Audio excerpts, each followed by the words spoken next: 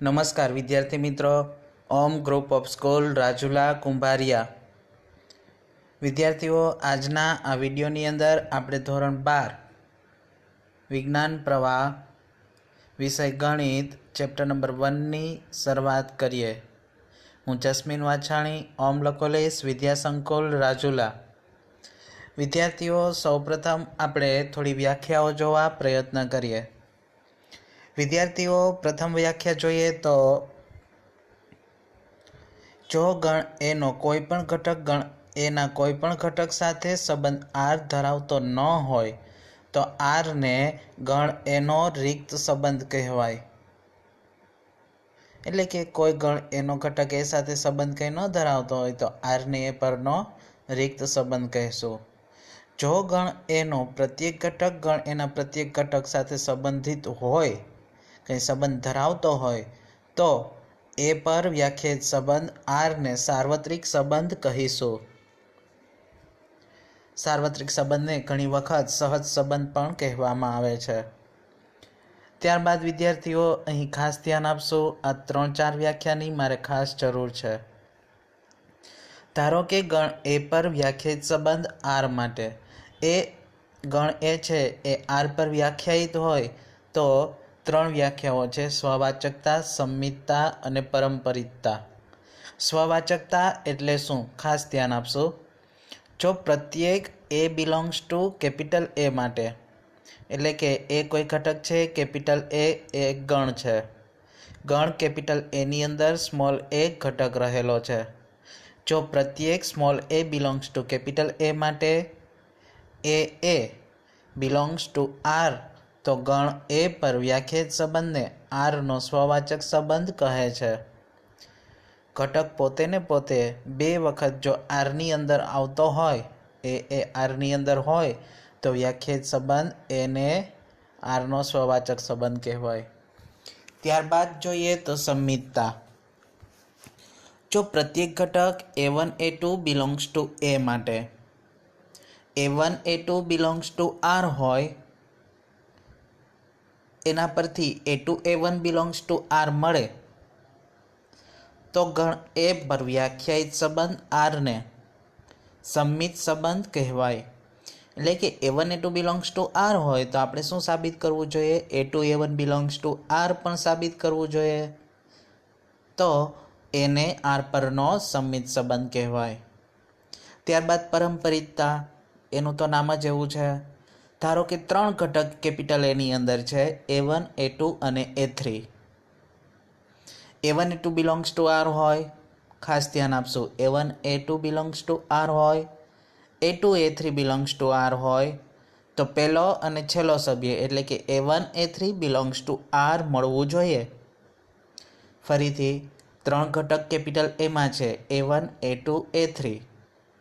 a1 a2 belongs to R થાય, a2 a3 belongs to R થાય તો પ્રથમ અને લાસ્ટ એટલે કે a1 a3 belongs to R થવું જોઈએ. જો આવું થાય તો એને આર પરનો પરંપરિત સંબંધ કહેવાય. તો એ બિલોંગ્સ ટુ આર હોય તો સ્વવાચક સંબંધ, a1 a2 belongs to R હોય અને a2 a1 belongs to R મળે તો સંમિત સંબંધ, a1 a2 belongs to R અને a2 a3 belongs to R હોય અને a1 a3 belongs to R મળે તો એને આર પરનો પરંપરિત સંબંધ કહેવાય. જો કોઈ ગણ એ પર વ્યાખ્યાયિત સંબંધ આર એ સ્વવાચક પણ હોય, સંમિત પણ હોય અને પરંપરિત પણ હોય, 3 હોય તો એને આર પરનો સામ્ય સંબંધ કહેવાય. 3 જો થતું હોય, સ્વવાચક, સંમિત અને પરંપરિતતા, તો એને આર પરનો કેવો સંબંધ કહેશું? સામ્ય સંબંધ કહેશું. વિદ્યાર્થીઓ, એક્ઝામ્પલની શરૂઆત કરીએ. ઉદાહરણ જાતે ગણશું. સ્વાધ્યાય 1.1થી આપણે શરૂઆત કરીએ. સ્વાધ્યાય 1.1ની અંદર ફર્સ્ટ એક્ઝામ્પલ, એની અંદર પેટા પ્રશ્ન છે. એમાં પહેલો, આપેલ સંબંધો પૈકી પ્રત્યેક માટે સ્વવાચક, સંમિત અને પરંપરિત સંબંધ છે કે નહીં તે નક્કી કરો. તો અહીં 2 ગણ આપેલા છે. એક ગણ એની અંદર 1 2 3 થી લઈ અને 14 સુધીના ડિજિટ આપેલ છે. पर व्याख्यायित संबंध आर एक आ कोई व्याख्यायित स्वरूप आपेલું છે આર શું આપેલું છે તો કે એક્સ વાય કે જ્યાં 3x - y = 0। તો વિદ્યાર્થીઓ ગણ એની અંદર 1 થી લઈ 14 સુધીની સંખ્યા આપેલ છે, આરની અંદર એક્સ વાય કે જ્યાં 3x - y = 0 આપેલ છે। તો સૌપ્રથમ આરમાં કયા કયા સભ્યોનો સમાવેશ થાય તે આપણે મેળવી લઈએ। તો વિદ્યાર્થીઓ સૌપ્રથમ આર આપણને આપેલો છે તે લખીએ। હવે એક્સ વાય એટલે કે આ એક્સ અને વાય ક્યાંથી લેવાના છે આપણે કેપિટલ એમાંથી।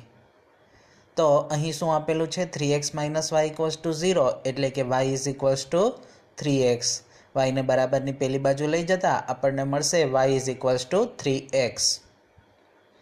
હવે આપણે એક્સની જુદી જુદી કિંમત મૂકતા જઈએ અને વાયની કિંમત મેળવીએ।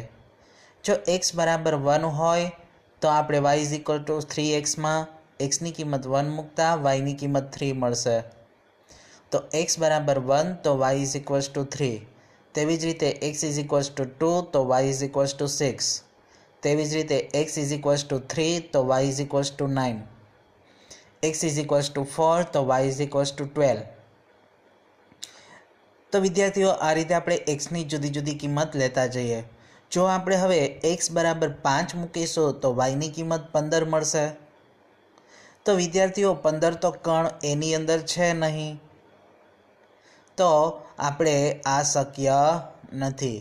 તો હવેના આગળના કોઈ પણ તમે એક્સની કિંમત મૂકીશો 6, 7, 8 તો એના માટે વાયની કિંમત એની અંદર મળશે નહીં। તો આરની અંદર કયા કયા સભ્યોનો સમાવેશ થશે 1, 3, 2, 6, 3, 9, 4, 12। હવે વિદ્યાર્થીઓ આપણે સ્વવાચક, સંમિત અને પરંપરિતતા જોવા પ્રયત્ન કરીએ। તો વિદ્યાર્થીઓ સ્વવાચક માટે શું હોવું જોઈએ? બંને ઘટક આરની અંદર હોવા જોઈએ। તો xx belongs to r માટે x = 3x છે। આની અંદર કોઈ બે સભ્ય સમાન x અને y બંને સમાન હોય તેવો ઘટકો નથી, તેથી આપણે કહી શકીએ કે xx does not belongs to r, r એ સ્વવાચક નથી। ત્યારબાદ વિદ્યાર્થીઓ આપણે સંમિતતા માટે શું ચેક કરવું જોઈએ? a1 a2 belongs to r તો a2 a1 belongs to r થવું જોઈએ। એટલે કે xy belongs to r છે તો એના માટે શું થાય y = 3x, કારણ કે આપણે અહીં મેળવેલું છે y = 3x xy belongs to r માટે। જો yx belongs to r હોય તો આ સૂત્ર પ્રમાણે શું થાય? અહીં શું હતું વિદ્યાર્થીઓ? બીજો ઘટક બરાબર 3 ગુણ્યા પ્રથમ ઘટક। તો તેવી જ રીતે અહીં આપણે લખવા પ્રયત્ન કરીએ। જો yx belongs to r હોય તો બીજો ઘટક બરાબર 3 ગુણ્યા પ્રથમ ઘટક એટલે કે x = 3y। શું આ બંનેના સભ્યો સમાન હોય? ના હોય, તેથી આપણે કહી શકીએ કે જે શક્ય નથી। એટલે કે xy belongs to r પરંતુ yx does not belongs to r।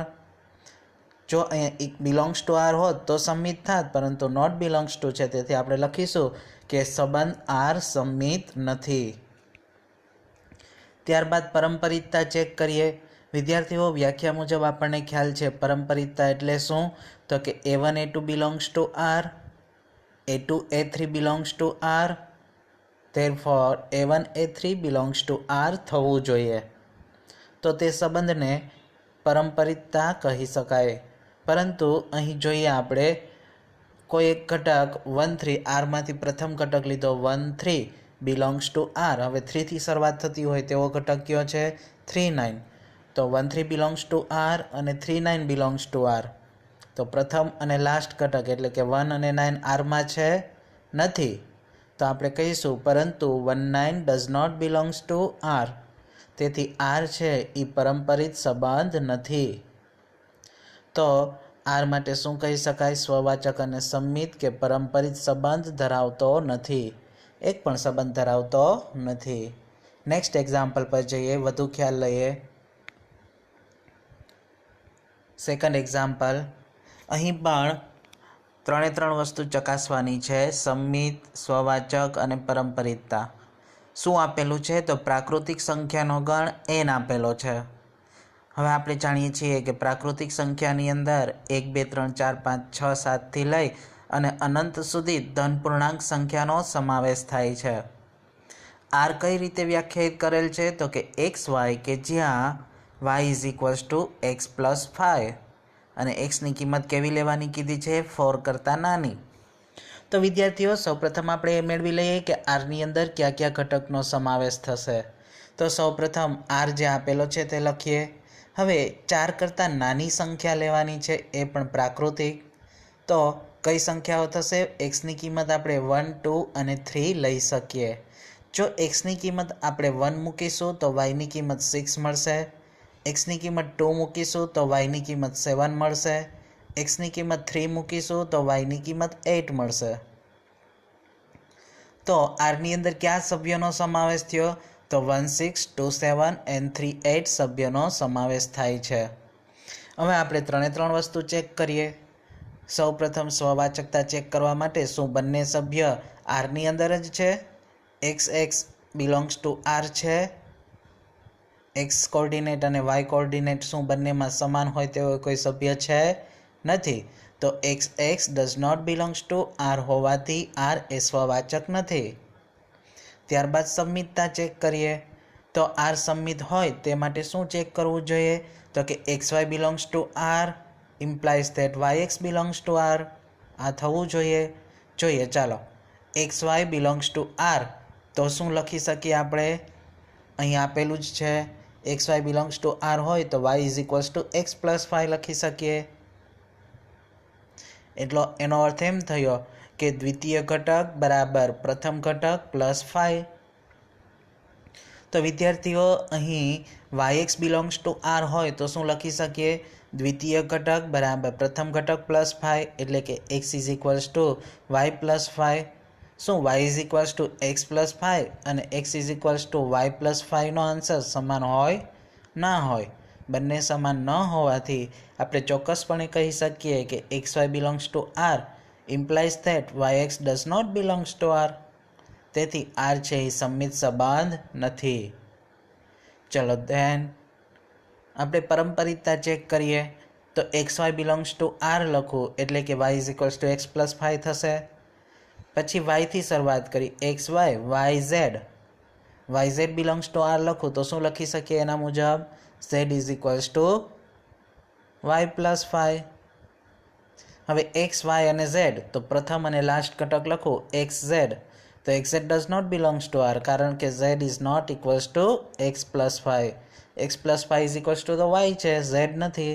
એટલા માટે આપણે Z is not equals to x plus 5 હોવાથી કહી શકીએ કે x Z does not belongs to R. એટલે કે આર છે એ પરંપરિત સંબંધ નથી. એટલે કે આર છે એ સ્વવાચક સંમિત કે પરંપરિત સંબંધ ધરાવતો નથી. નેક્સ્ટ એની અંદર થર્ડ એક્ઝામ્પલ. અહીં પણ એ જ મેળવવાનું છે. ગણ એની અંદર 1 2 3 4 5 6 આપેલ છે. જ્યારે આરની અંદર એક્સ વાય કે જ્યાં વાય એ એક્સ વડે વિભાજ્ય છે. વાય એ એક્સ વડે વિભાજ્ય છે તેવું આપેલ છે. એટલે કે દ્વિતીય ઘટક છે એ પ્રથમ ઘટક વડે વિભાજ્ય હોવો જોઈએ. તો આપણે સૌપ્રથમ તો મેળવી લઈએ કે આરની અંદર કયા કયા ઘટકનો સમાવેશ થશે. તો વિદ્યાર્થીઓ સૌપ્રથમ આપણે એક્સ એ કેપિટલ એની અંદરથી તમામ સભ્યો લેતા જઈએ. તો 1 છે એ 1 વડે વિભાજ્ય છે. 2 છે એ પણ 1 વડે વિભાજ્ય છે. 3 છે એ પણ 1 વડે વિભાજ્ય છે. 4 છે એ પણ 1 વડે વિભાજ્ય છે. 5 છે એ પણ 1 વડે વિભાજ્ય છે. તો 1 1 1 2 1 3 1 4 1 5 1 6. પછી વારો આવશે 2નો. 2 2 2 4 2 6. ત્યારબાદ 3 3 3 6. ત્યારબાદ 4 4 5 5 6 6. આ તમામ સભ્યો કેપિટલ એમાંથી જ હોવા જોઈએ. તો આરની અંદર આટલા સભ્યોનો સમાવેશ થશે. ત્યારબાદ આપણે જોવા પ્રયત્ન કરીએ કે શું બંને સભ્યો આરની અંદર છે એટલે કે x x belongs to R થાય છે. તો કે હા, કારણ કે 1 1 2 2 3 3 4 4 5 5 6 6 એ આરની અંદર હોવાથી આપણે ચોક્કસપણે કહી શકીએ કે x x belongs to R છે. તેથી આર છે એ સ્વવાચક સંબંધ થશે. ત્યારબાદ વિદ્યાર્થીઓ આપણે સંમિત સંબંધ જોવા પ્રયત્ન કરીએ. આમાંથી કોઈ પણ એક ઘટક લઈ લો, ધારો કે 1 2 લીધો, દરેક ઘટક માટે સાચું થવું જોઈએ. તો 1 2 બિલોંગ્સ ટુ આર લીધું તો 2 1 બિલોંગ્સ ટુ આર થવું જોઈએ. તો આમાં 2 1 બિલોંગ્સ ટુ આર, આરની અંદર 2 1નો સમાવેશ થતો નથી, તેથી કહી શકીએ કે અહીં 1 2 બિલોંગ્સ ટુ આર છે, પરંતુ 2 1 does not belongs to R. બીજું પણ એક ઉદાહરણ આપેલ છે કે 3 6 બિલોંગ્સ ટુ આર છે, પરંતુ 6 3 does not belongs to R. તેથી આર છે એ સંમિત સંબંધ ધરાવતો નથી. દરેક ઘટક માટે સાચું થતું હોય તો જ સંમિત સંબંધ ધરાવે છે તેવું કહી શકાય. ત્યારબાદ આપણે પરંપરિત સંબંધ જોવા પ્રયત્ન કરીએ. તો x Y belongs to R હોય એનો મતલબ શું કીધું છે રકમમાં? કે વાય એ એક્સ વડે વિભાજ્ય છે. તો વાય એ એક્સ વડે વિભાજ્ય છે એનો મતલબ એમ થયો કે y is equals to m x, m belongs to N. 10મા ધોરણની અંદર આપણે આ વસ્તુ જોતા હતા. વાય એ એક્સ વડે વિભાજ્ય છે. ધારો કે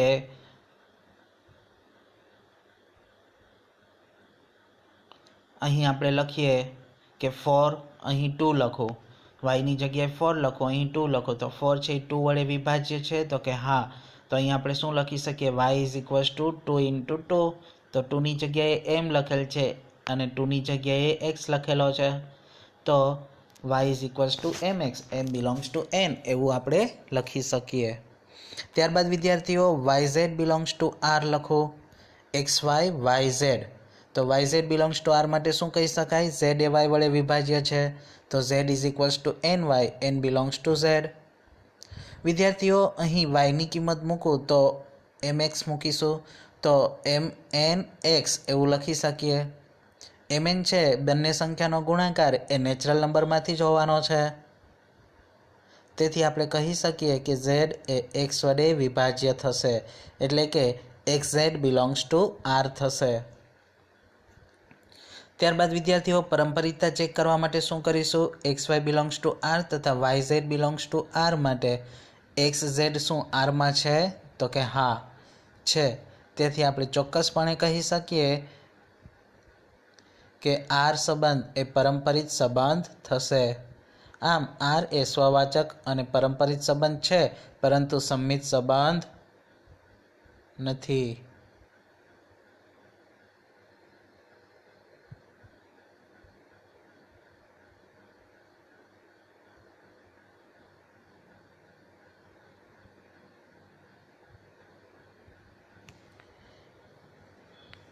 નેક્સ્ટ એક્ઝામ્પલ.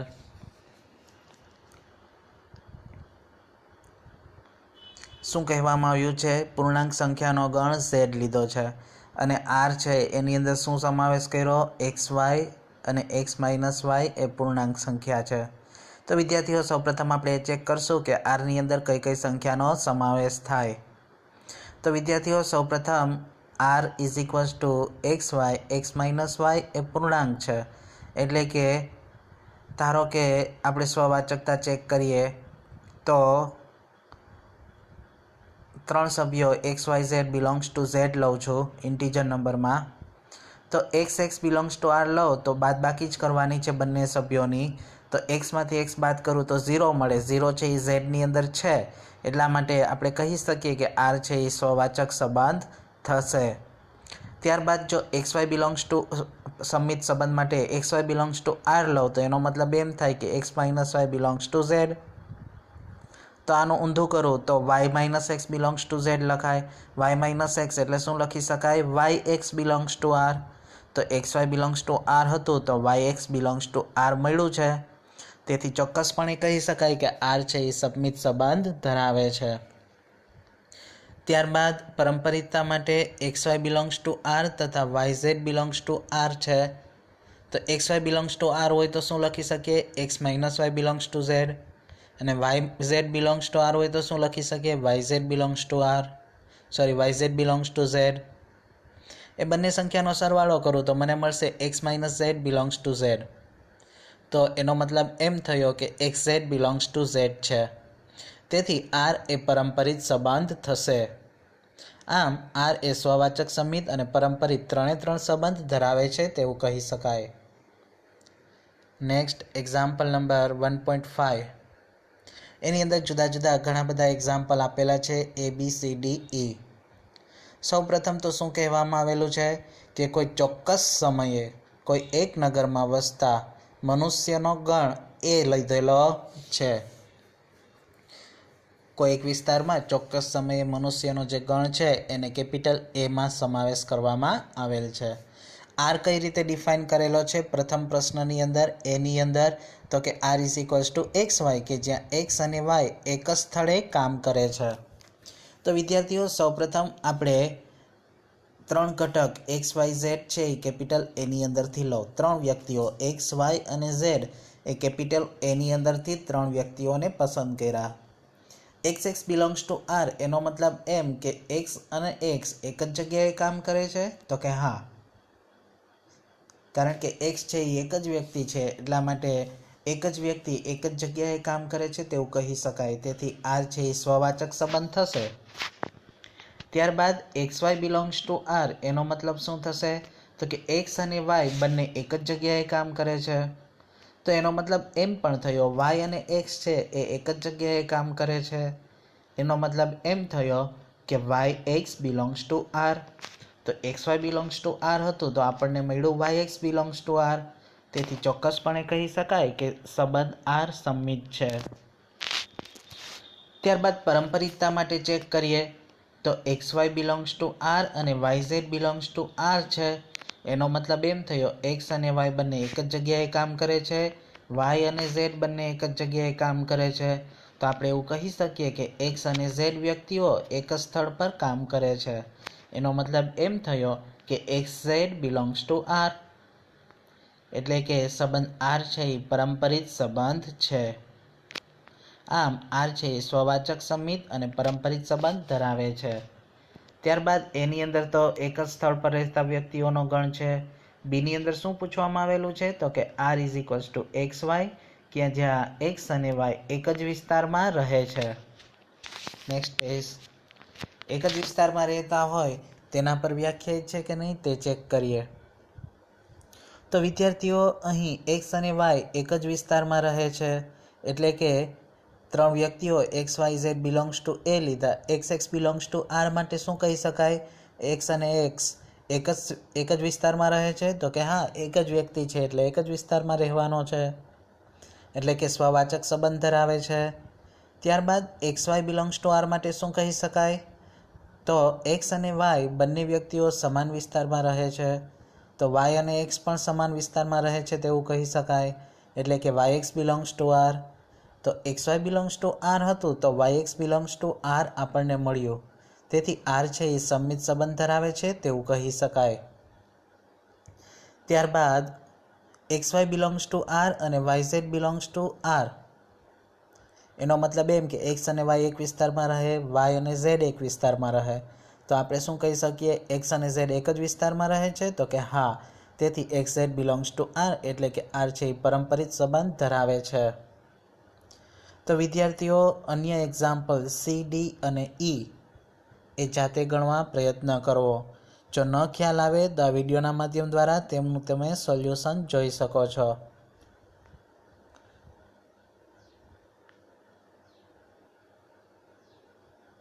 અહીં ડી એક્ઝામ્પલ કેલ્ક્યુલેટ કરવામાં આવ્યો છે. આર આપવામાં આવેલો છે એક્સ વાય. એક્સ એ વાયની પત્ની છે. ખૂબ ઇઝી એક્ઝામ્પલ છે તો તમે જાતે કેલ્ક્યુલેટ કરી શકો છો. જો ન ખ્યાલ આવે તો આ વિડીયો દ્વારા તમે તેનું સોલ્યુશન જોઈ શકો છો. અહીં ઈ એક્ઝામ્પલ પણ કેલ્ક્યુલેટ કરેલો છે. ઈ એક્ઝામ્પલમાં આર આપેલો છે એક્સ એ વાયનો પિતા છે. તો વિદ્યાર્થીઓ આજના આ વિડીયોની અંદર આપણે અહીં સુધી રાખીએ. આવતીકાલે નેક્સ્ટ વિડીયોની અંદર આપણે આગળના એક્ઝામ્પલ જોવા પ્રયત્ન કરશું. વિદ્યાર્થીઓ આજનું હોમવર્ક રહેશે આજે ચલાવેલા એક્ઝામ્પલ એક વખત રફબુકમાં જાતે ગણી પાકી બુક પૂર્ણ કરશો. Thank you. આવતીકાલે નેક્સ્ટ વિડીયોની અંદર મળીએ.